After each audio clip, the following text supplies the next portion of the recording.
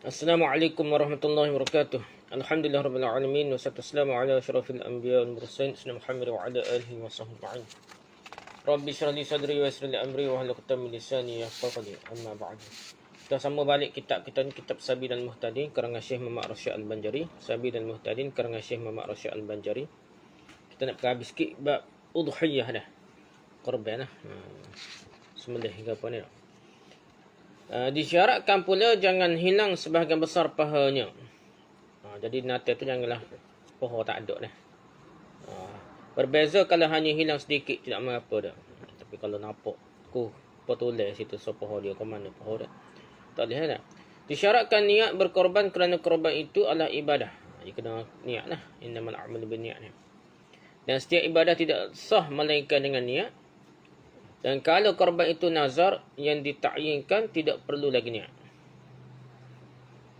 Sebenarnya niat tu lah. Tak perlu niat setama mana pun. Dia niat dah boleh. Apa-apa kata niat nazar ni. Disyaratkan niat itu pada saat menyembelih. Ni lah kalau nak kata khusus. Takyin kata tidak menentukan jenis ni lah.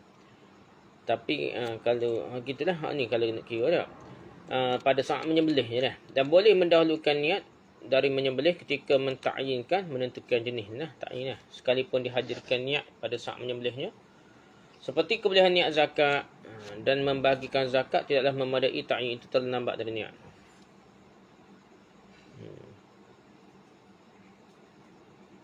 Jadi sekarang takyin niat tu sekali. Dah cuma masa mana dah. Cuma ada masa awal sikit boleh dah. Sebenarnya semaya kita pun jumhur ulama makna dia bukan rukun. Mazhab Syafi'i yang kata rukunnya. Cumanya kita kena terima dua-dua lah. Lebih baik terima dua. Untuk wasbah ataupun untuk lebih cepat tu kita niat sebelum akad takbir dah. Sebab Allah Akbar tu ada makna dia Allah besar. Bukan sahaja aku niat dah. Tapi kadang-kadang kita perlu juga tak ada niat memula tu. Norak tu masa niat masa takbir tu niat dah. Jadi semua tu ada kelebihan masing-masing lah. Ketika niat sini dah. Maulid ni masa sembelih tu lah dah korban ni. Seorang boleh berwakil untuk menyembelih korban dan memadai niat dari orang yang diwakilkan, yang berwakil lah. Wakil ke dia perlu niat kita boleh lah. Dan tidak diperlukan lagi niat dari wakil dah.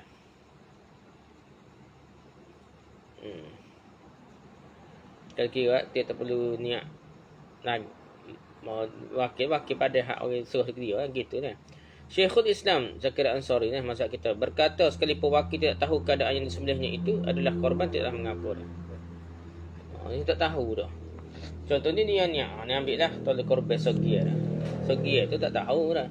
Sedekah ko, nekah ko, fardu ko, sunat ko dah tak tahu dah. Tapi dia suruh gitu tapi dalam hati perut dia tu buat hak suruh wakil tu. Dia tahulah nazar ko, wajib ko, gapo ko dah dia tahu dah. Jadi pada dah suruh tolak sembelih korban ko sikit dah korban tu wajib sunat dia tahu dah. Atau tolak sembelih lah segia dah. Segia tu tak tahulah. Segia ni akikah boleh alhamdulillah. Boleh mengikut masak kita masak ni tak boleh pun dah. Dan boleh menyerahkan niat korban kepada wakil jika wakil itu orang yang beragama Islam mais. Jadi suruh niat korban ni kepada wakil boleh. Dan betul niat kahwin lah gini boleh lah. Tapi syarat dia Islam dulu dan dia memayis lah. Kafir tak boleh lah. Berbeza kalau wakil tadi beragama lain dari Islam atau orang gila atau orang mabuk, maka tidak boleh. Tak boleh lah wakil ke dia. Kerana mereka itu tidak termasuk orang yang terima niat.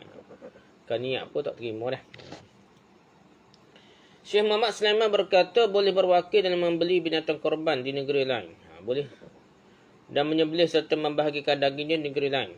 Boleh tak? Macam kita dah ni Rohingya lah ke apa dah Palestin dah. Boleh tak? Wakil ke orang lain. Tolong beli ke korban pun negeri lain juga dah. WPT ke apa. Harga di Kamboja ke apa dah. Lepas dia sembelih denung bagi denung dah. Suruh dia berlaku dah.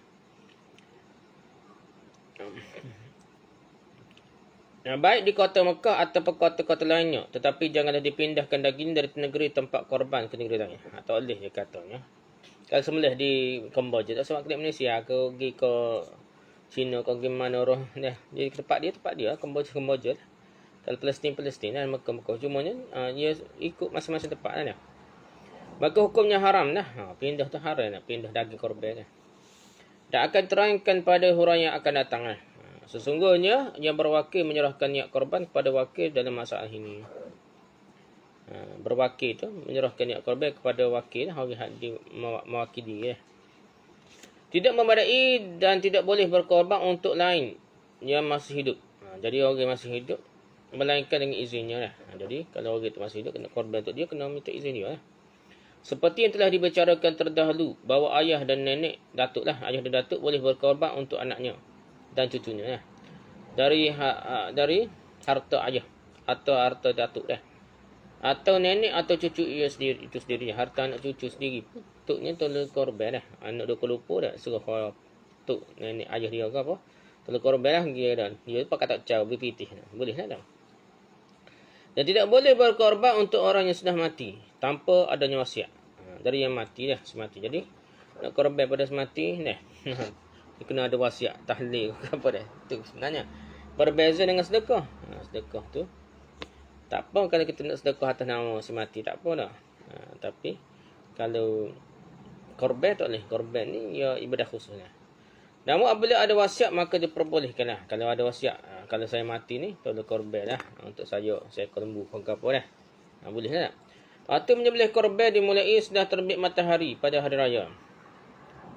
Dan sudah kadar selesai solat dan 2 khutbah yang pendek.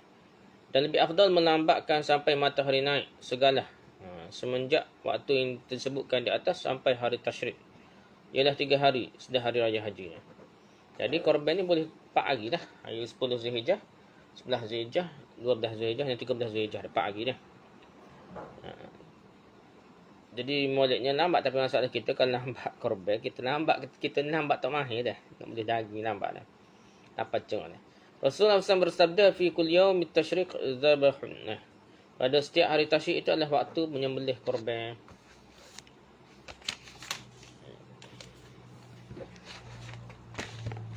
Jadi jumlah hari yang untuk menyembelih korban itu 4 hari, iaitu hari raya 10 Zulhijjah dan 3 hari tasyrik setelah 12-13 Zulhijjah. Siapa yang menyembelih korban sebelum hari raya atau pada hari raya sebelum waktu yang terangkan di atas, sebelum semaya raya, sebelum semaya raya, atau sudah hari tasyrik, maka tidaklah sah korbannya. Lepas 14, 15 bukan jadi korban lah. Tak jadi korban lah, sebenarnya biasa lah. Nabi SAW bersabda, awwalu ma nabda'u bihi fi yaumina hadha an nusalliya thumma tarji'a fananhara faman fa'ala dhalika faqad asaba sunnatana wa man zabaha qablu fa innama huwa lahmun qad qaddamahu li ahli wa laysa minan nusuk fi syai'. Artinya yang pertama yang kita laksanakan pada hari raya hari kita ini ialah solat hari raya. Sudah itu kita kembali balik rumah lah. Dan dari tempat solat kita menyembelih korban. Kembali dari tempat solat kita untuk menyembelih korban. Jadi terpulang tu nak sembelih korban lah. Dan sudah semaya raya maksudnya dah. Barang siapa yang mengerjakan yang seperti itu maka diperolehinya sunnah kami. Dan barang siapa yang menyembelih korban sebelum hari raya, maka daging yang didahulukannya itu untuk makanan isi rumahnya saja dan tidak termasuk sedikit jua pun ibadah. Jadi tak termasuk ibadah absar itulah pada hari raya. Hadis riwayat Bukhari dan Muslim. Okay, lepas tu sunat bagi yang berkorban memakan daging korban yang sunat. Dah, kalau kita korban sunat lah kita ambil segi lembu apa-apa dah. Lepas tu kita makan sikit baru bagi orang, bukan tak makan langsung dah. Suruh ke masjid tu dah, bukan cara dia dah. Tapi yang terafdal jangan memakannya terkecuali sedikit saja kerana mengambil barakah dengan korban itu saja dah. Jadi tak boleh makan banyak, makan sikit ambil berkat dah. Berkat ni makan banyak dah. Betul-betul berkat kan, gosok dah, pakai hit ke apa benda dah. Replika dah, cium ke apa, bukan dah. Jika dia sesuai dengan cara dia dah ada. Daging ni berkah ni bukan kita makan habis nak berkah gak. Gomo soge tu tak bagi orang habis makan kita dah. Kita makan sikit je ada berkahnya. Lain itu suruh pada orang miskin dan sebagainya ni. Adalah bagi 3 gear dah. Orang miskin, sahabat, andai anak beranak dah. Lepas tu makan kita. Dan terafdal yang dimakan itu adalah hati. Jadi hati hak afdal dah. Dan sisanya disedekahkan kerana Nabi SAW seperti yang diriwayatkan oleh Baihaqi hanya memakan hati binatang korbannya saja. Jadi Nabi Nabi pun makan hati saja dah. Lain itu yang sedekah pada orang. Dah, itulah bagi kepada orang lain dah. Sudah itu yang afdal memakan 1/3 dari jumlah dagingnya, sedangkan 2/3 lagi disedekahkan. Inilah 1/3 untuk dia, 1/3 untuk hadiah, 1/3 untuk sedekah orang miskinnya. Dan yang afdal sedar itu dimakan sepertiga, disedekahkan pada orang miskin sepertiga, dia dihadiahkan kepada orang yang mampu sepertiga dah. Dia hendak beranak jira ko 1/3 dah. Tadi 1/3 untuk miskin, barulah kita makan 1/3. Maka dari 3 bentuk ini diberi pahala atas seluruh korbannya dengan disedekahkan, tidak menghilangkan sebahagian dari pahala korban kerana dimakan atau dihadiahkan sebahagiannya. Jadi pahala korban itu tak berkurang walaupun kita 1/3 ambil dah satu sunnah Jadi seolah kita sedekah lakulah walaupun kita ambil 1/3 lagi dah. Wajib bagi orang yang berkorban pada korban yang sunat menyedekahkan sebahagian daging korbannya sekalipun sedikit, dan haram memakan semuanya. Tapi kena wajib ni. Kalau kita korban wajib sebahagian sikit. Sikit dah tak apa, 1/7, 1/berapa kena bui, tak bui jadi dosa buat dah. Kerana Allah Taala firman tentang dam sunat dan korban sunat. Faqulu minha wa ta'imul qani'a wa at'imul qani'a wal mu'tar. Maka makanlah sebahagiannya dan berilah orang yang rela dengan apa yang ada padanya, yang tidak meminta, dan orang yang meminta. Al-qani' tak minta dah, wal mu'tar yang meminta dah. Jadi surah Hajj ayat 3 penan ni kena beri belaka. Kita sendiri pun nak makan ikut ayat ni dah. Kena beri pada orang orang miskin dah. Kena beri dah. Jadi dosa kata beri makan kepada orang miskin kalau buat korban. Wajib yang disedekahkan itu daging mentah yang basah. Bukannya daging goreng dah, mentah dulu barulah kita bagi kepada orang miskin. Diberikan pada fakir miskin yang merdeka, sekalipun seorang atau hamba yang mukatab, hamba yang ada perjanjian untuk bebas hamba dia, jika yang memberi bukan tuannya. Syarat dia bukan tuan je beri dah. Tidaklah memadai menyedekahkannya yang bukan dinamakan daging, seperti kulit, hati dan limpa. Dia kata bukan sedekah tu dia. Dan tidak memadai menyedekahkan daging yang sudah dimasak. Sudah masak ni tak jadi, kena bagi-bagi ni sebelum dimasak. Dan memadai menyedekahkan daging yang kering. Boleh ke daging keringnya?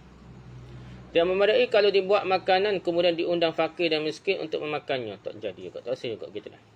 Atau dihantarkan pada fakir miskin, maka dia dimasak tak dia. Dan tidak boleh memberikan pada orang yang fakir dan hamba yang hamba saya yang lain dari mukatab dan muba'ad. Jadi hamba ni mukatab dan muba'ad saja dah. Lepas tu orang fakir dah. Dia orang jadi tak boleh bagi kepada hamba yang selain daripada mukatab lah dah. Muba'ad dah. Maka jika dimakannya semua daging korbannya atau dihadiahkan semuanya, dituntut mengganti jumlah yang wajib disedekahkan sahaja, dan hendaklah dibelinya dengan harga itu daging disedekahkannya dengan sebagai ganti yang dimakannya. Jadi kalau salah ke makan habis licin, yang ambil segi lepas tu dia bagi habis licin, dia bagi makan habis licin, jadi kena ganti lah. Dia kena bayar, ambil cari daging pula dia bagi orang. Niat ganti tak beri kat orang dah. Haram memberikan daging korban pada orang yang mampu untuk jual lagi. Dah. Orang tu mampu dah beri ke dia, tahu dah yang jual pula tahu dia dah. Dan sebagainya, tapi boleh menghantarkan daging korban pada mereka sebagai hadiah. Jadi kalau kita anggap hadiah dan dia tidak nak jual, tak apalah dah. Maka janganlah, kalau kita tahu tak tahu tu nak dah. Maka janganlah dijual atau dengan dihibahkan hanya untuk dimakan. Dan disedekahkan atau dijamu kepada orang yang mampu. Atau untuk fakir miskin yang Islam, kerana orang mampu menerima hadiah itu seperti hukum yang memiliki korban sahaja.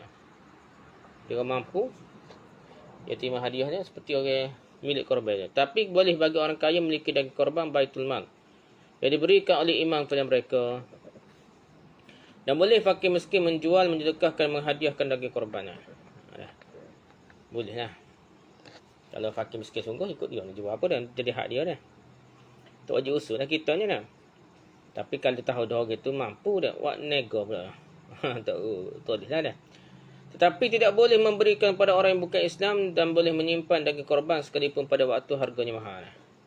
Ada perbincangan lah, bukan Islam tak boleh makan langsung kau, ataupun boleh lepas masuk kau dah. Ada perbincangan nama Imam Nawawi kita macam boleh kalau kita masuk lah, bukan kita beri daging mentah dah. Haram bagi pemilik korban dan bagi ahli warisnya menjual sesuatu dari korban yang sunat dan melakukan seperti jual. Jadi haram lah. Dia jual dah, haram lah. Walaupun korban tu sunat, tak boleh nak jual lagi dah. Dia bukan bagi nak jual, dia kena bagi dah. Kerana Nabi SAW bersabda, man ba'a jilda udhiyatihi fala udhiyat lahu. Orang siapa menjual kulit korbannya, maka tiadalah korban baginya. Tak jadi korban lah. Ni kena dengar ni. Juga haram memberikan kulitnya sebagai upah menyembelih kerana upah menyembelih dibeban kepada pemilik korban. Jadi tak boleh ambil kulit dia, tanduk dia, kepala pergi kau tukar sembelih lah dah. Ataupun sepatut bagi 7. Dia lembu dia bagi 8 dah. Apa bagi 8 umur kau tukar sembelih kau, tukar lapah. Benda ni tak boleh, haram dah. Dia jadi tak sah. Dah. Ibadah ni hal dah. Jadi kalau nak bagi pitih dulu. Lepas bagi tu pitih selesai. Kira anak-beranak kita, dia tak pergi nolong atau tak sembelih pun kita beri dah lepas tu dah. Dah, tapi kena beri pitih dulu baru jelas ni upah, ni bukan upah, ni memang kita kan anak-beranak kita rapat kita beri dah. Tak apa lagi tu dah.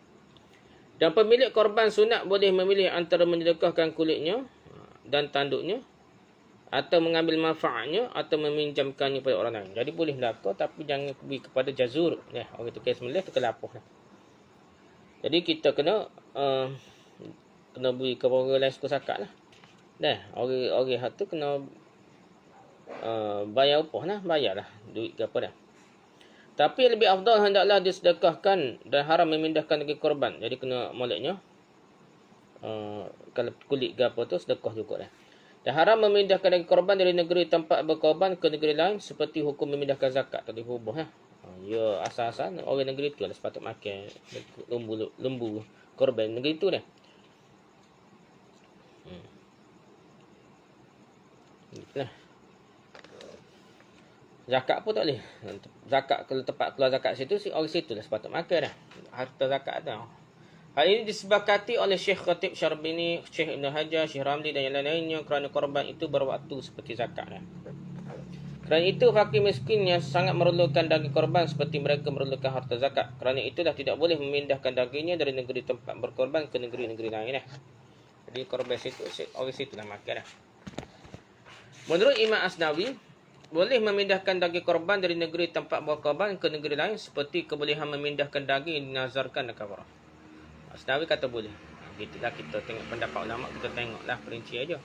Jadi kita kiranya boleh tu kan tempat lebih memerlukan gitu lah dah. Maka dapat dimengerti dari huraian di atas bahawa kalau orang berwakil kepada seseorang untuk berkorban ke negeri lain kerana ingin memperoleh kemudahan umpamanya, hendaklah wakil menyedekahkan dagingnya kepada orang miskin negeri itu. Dan jangan memindahkan sebahagian dagingnya dari negeri itu ke negeri orang yang berwakil, terkecuali sekadar yang sunat dimakan oleh pemilik saja. Kalau nak beri pun, beri pemilik tu sikit saja dah. Kalau korban itu sunat lah. Tapi kalau korban itu wajib, maka wajib wakil menyedekahkan kesemuanya kepada fakir miskin di negeri tempat berkorban itu dan haram memindahkan sebahagian dagingnya ke negeri lain. Tak boleh pindah lah dah. Wajib menyedekahkan semua daging korban yang wajib kerana nazar atau dikhususkan seluruh tubuhnya sampai dengan kulit dan tanduknya sekalipun. Maka tidak boleh yang berkorban memakan sedikit pun dari daging korban itu dan yang sudah dimakan wajiblah digantikan harganya. Jadi hak wajib ni tak dimakan sikit abuk lah. Sedekah habis licin lah. Nazar kau dah. Lepas ke kulit tanduk semua kena sedekah dah. Anak korban yang wajib sama seperti hukum ibunya. Sembelih ibu lembu, anak lembu pun gitu juga. Maka wajiblah menyembelihnya kalau hidup lagi dah. Dan dalam hal ini tidak ditemui pendapat yang menentangnya dah. Wajib atasnya menyedekahkan kesemuanya dan haram memakannya yang sesuai dengan pendapat Syekh Ibn Hajar dan kitab Tufah. Tapi yang disebutkan dalam Minhaj yang dikutip oleh Syekh Khatib Syarbini dalam kitab Mughni dan Syekh Ramli dalam kitab Nihayah bahawa boleh memakan semua daging anak korban yang wajib, istimewa bagi lagi anak yang mati dalam perut ibu kerana ibunya disembelih, maka lebih utama boleh dimakan. Jadi kita kira boleh makan lah anak dalam perut nanti hak kita korban lah. Kalau ditanya orang dalam huraian yang terdahulu bahawa yang bunting itu tidak memadai dijadikan korban kerana bunting itu dianggap cacat yang mengurangi syarat korban, kita bicara dah sebelum ni kan. Tak boleh ambil lembu bunting dah nak ada baby dalam perut dia, kita nak sembelih dia dah buat korban. Jawabnya yang dibicarakan di sini adalah korban yang tentukan dengan nazar sekalipun tidak menjadi korban. Dan cerita-cerita buat nazar ni tak. Kerana setiap korban dikhususkan dengan nazar seperti katanya kerana Allah wajib atas kubur korban dengan kambing ini, maka wajiblah menyembelihnya di dalam waktu korban. Kalau binatang itu cacat maka menjadi korban, tetapi kalau terdapat cacat seperti bunting dan umurnya kurang maka tidak menjadi korban. Namun dihubungkan dengan korban juga dan diberlakukan hukum korban juga dah. Walaupun tak panggil korban. Boleh bagi pemilik meminum susu korban, lembu korban dah yang wajib sesekadar lebih dari yang diminum anaknya. Makruh bagi orang yang hendak berkorban menghilangkan rambutnya. Makruh rambut orang lah, bukan rambut natal tu, rambut orang tu sendiri dah kalau kita nak korban. Jadi 1 Zulhijjah tu, 10 Zulhijjah kita korban, atau 11 atau 12 13 dah. Masuk 1 Zulhijjah tu, malam tu pun kita makruh kita gunting rambut ke cukur ke apa dah. Jadi makruh bagi orang yang hendak berkorban menghilangkan rambutnya, janggutnya dan kukunya, bahkan seluruh tubuh bulunya seperti kumisnya misalnya, bulu ketiaknya, bulu ari-ari dan lain-lainnya dalam 10 hari pertama dari bulan Zulhijjah sampailah dilaksanakan korban dah. Juga macam acara haji jugalah, ada meh-meh dah. Sunat bagi berkorban tidak menghilangkan sesuatu yang disebutkan di atas kerana Nabi SAW bersabda, "Idza ra'aitum hilala Dzulhijjati wa arada ahadukum ayyudhiya falyumsik anka an sya'rihi wa azfarihi." Apabila kamu melihat bulan awal Zulhijjah dan salah seorang dari kamu ingin berkorban, maka hendaklah ia memelihara rambutnya dan kukunya. Hadirat Muslim dari Ummu Salamah. Maksudnya pelihara jangan lebih geraklah dah.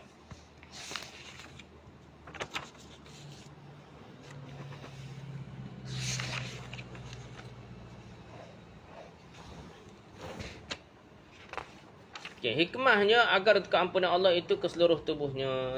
Hikmah ni pendapat ulama dah, tidak muktamad dah. Tak lagi kira kat sunat kira-kira nak serupa haji lah kira ni.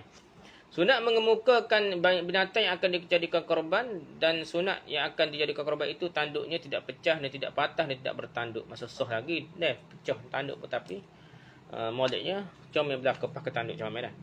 Dan juga sunat jangan disembelih terkecuali sudah selesai solat hari raya. Tetapi kalau disembelihnya sebelum hari raya maka dilihat.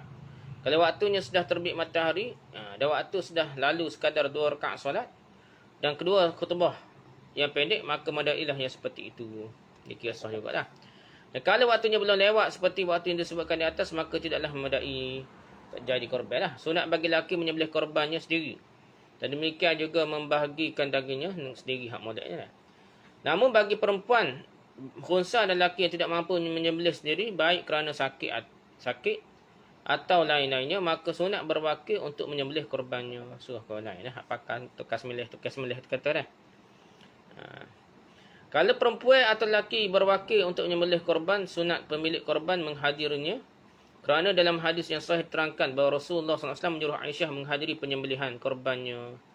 Sunat dibaca pada saat menyembelih. Jadi kalau kita korban, walaupun rutin nak korban, molek ni dia ada sekali lah tengok lembu kena sembelih lah. Jangan dia wakil kau ability. Dia tak kita tengok pada dah. Kerana apa? Inna salati wa nusuki wa mahyaya wa mamati lillahi rabbil alamin la syarika lahu wa bidzalika umirtu wa ana minal muslimin. Sungguhnya solatku, ibadahku dan kematianku bagi Allah Tuhan seluruh sekali alam.